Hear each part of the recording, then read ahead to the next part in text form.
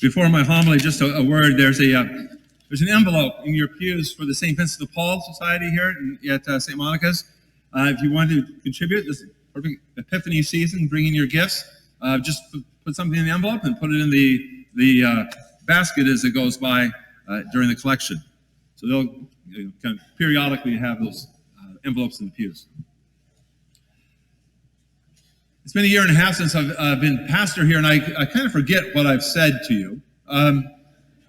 Like the stories, right? So I don't know if I've talked to you about my passion for astronomy back in middle school, but if I have, I'm just going to do it again.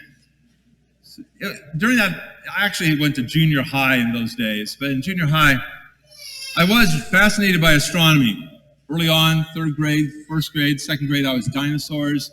Then I went into astronomy in middle school, and I learned the names of all the brightest stars in the sky, and I spent the night tracing out the constellations. I got to know all of the constellations. I used my binoculars to look at the moon or the planets, etc.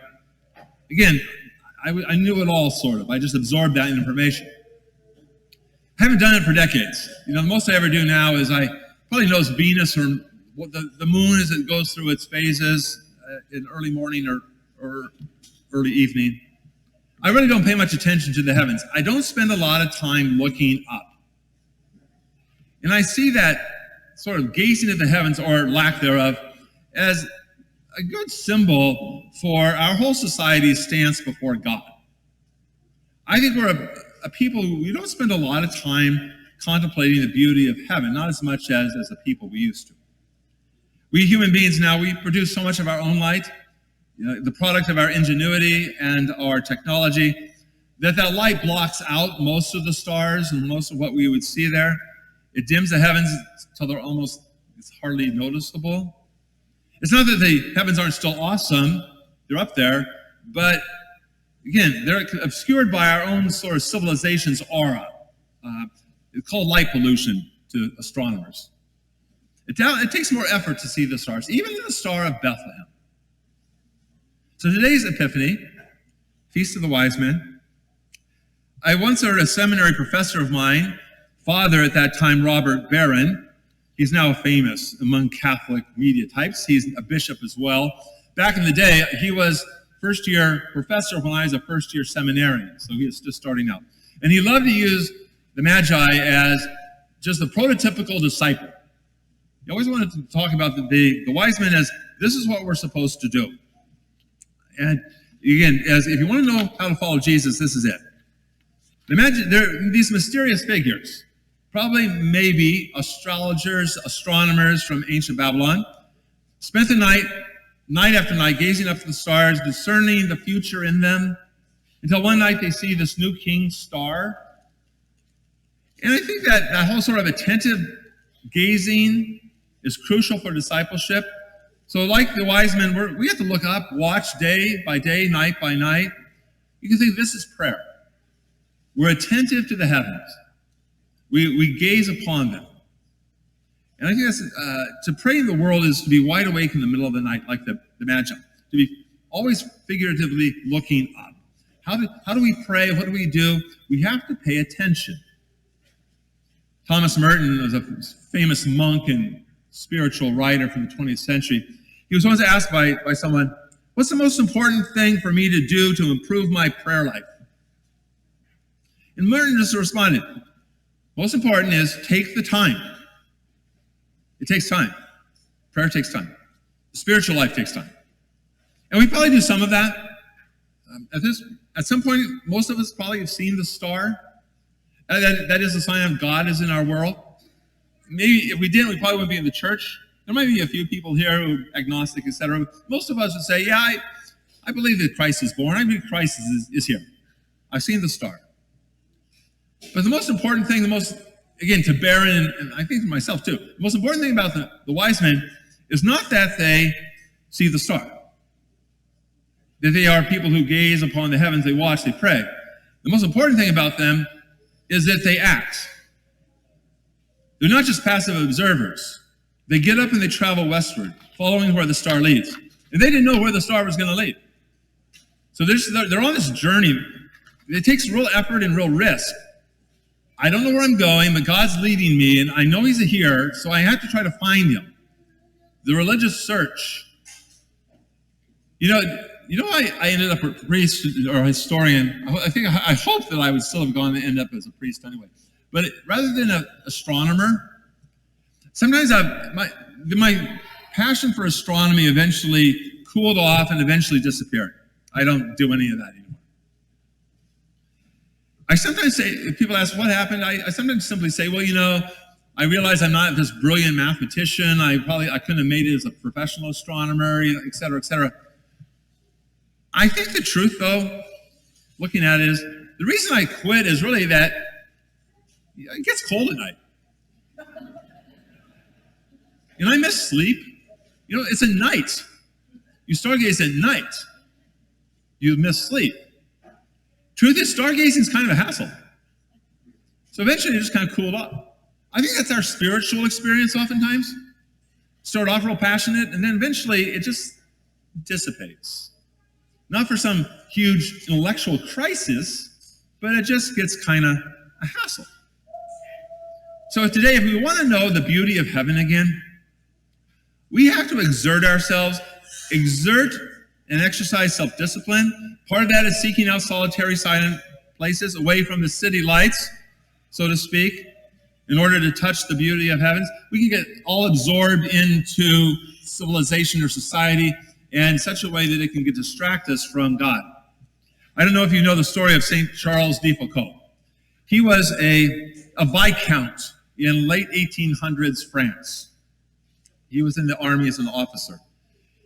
He was agnostic. He lost his Catholic faith from his childhood. He was nothing. And he led such a hedonistic lifestyle that he got kicked out of the army. He said, "You're such a mess. The way you live, you can't even do your job. You're out of here." But under the influence of a devout cousin of his, he re-engaged in his childhood faith. And he did it with a passion. So when he returned to the faith, he went all in. So at first he tried to be a Trappist. So he went to the Holy Land, entered a Trappist monastery. Thomas Merton was a Trappist. So a very austere monastery. That didn't last. Eventually what he ends up doing is he goes into the middle of the Sahara as a hermit. So he goes out into the desert as a hermit. And he once said, so again, speaking of somebody who really acts on their knowledge of God. Again, this way, like the wise one, that he gets up and he does something. He said, the moment I realized that God existed, I knew that I could not do otherwise than to live for him alone. That's very logical and very passionate. Despite what the world says, the quest for holiness in God is the most logical passion there is. It's everything. It's worth the search. You have to get up and do it. You just have to do it. So the great tragedy of the spiritual life, for most of us, it's not that we don't see the star. It's not that we don't believe in God. Again, that can happen, but we're here. I think the tragedy is we don't act on that knowledge passionately. We might know, but we don't act. At least not with any fervor, enduring fervor. Not the mind sort of stargazing fervor that peters out. So I think we greatly overestimate our own attempts at following God while actually doing fairly little to seek him out. This is why I'm always talking about that 20 minutes of prayer. I think what would St. Charles de Foucault think about, I don't have time for 20 minutes. I think he say, no, what are you talking about? What's taking its place? Can we really say, if we just look inside ourselves, ask ourselves, am I following Christ passionately? It takes action on our part. And here, sort of the action item for our homily today. I have a present for you. It's Epiphany, right? This is the present day. In parts of the world, it really is. This is the day where you get presents. So, announcing a gift for the parishioners of St. Monica's. At the beginning of Advent, you receive this book, Living Joy. Not everybody's into books, though. Books don't work for everybody. So, in celebration of Epiphany, the parish has purchased, for all St. Monica parishioners, free access from today through Easter, so about 3 months, to the #1 Catholic app worldwide. It's called Hallow, Hallow, Hallow. like All Hallows Eve meets Holy. This thing is, again, this is the app. If you want to try to engage your Catholic faith, learn, grow, pray, all these other things, just sort of engage, this is it. 5,000 audio guided sessions to help you grow closer to Christ, prayers for kids and families, resources for mental health, meditation, seasonal music, daily trivia, podcast courses to learn more about the faith. Register. We got a little, got our bulletin here. There's a QR code in the bulletin this week. Scan it. Or you can go to the website and scan that. And it's going to take you to Hallow. Now, find our parish by, and this is not just for registered parishioners. If you just happen to walk through the door today, I'm letting the secret out. You're going to be able to get the sort of draft on us here. But go to the website search bar and you look for Mercer Island. That's your access to a free, download this app for 3 months. Again, use the resource. Do it. Do something. I mean, I think, I'm kind of lost. I don't know what I'm doing. It's not the only answer for everybody, but I think this can be a real form of first engagement or deepening of something that's already there. Ultimately, as I said, the only tragedy in life is not to become a saint. Everything else is temporary. And once again, the reason most of us don't do it's not a lack of knowledge. We're just not willing to follow the logic of our belief to its conclusion, to get up and make the sacrifices necessary to follow the star all the way to Bethlehem. It takes effort, it takes time. You lose sleep, it's cold. Just keep going. So on an Epiphany, I offer both the encouragement and a challenge to our own spiritual dreams, stargazing resolutions. Don't sell God short. Don't sell yourself short. What you can be. You're not probably called to be a hermit in the Sahara. Probably not. But we're supposed to leave this life by a different route than we came in. Again, that's what the wise men do. They're changed by Bethlehem. They go a different way. Again, they prostrate themselves. They give themselves completely. They give the valuable gifts. I think sometimes we think, I'm giving a lot to Christ, but he's not getting our gold or frankincense. He's not getting the best. He's giving what we have extra, the change in the pockets. The only true path of Christian discipleship is to search for God with all we have, to give ourselves completely to him. And if we have done that, we will receive in turn the very life of God.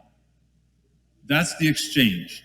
Come to Bethlehem, search, prostrate yourself before me. Give me what you've got, and I'm going to give you me.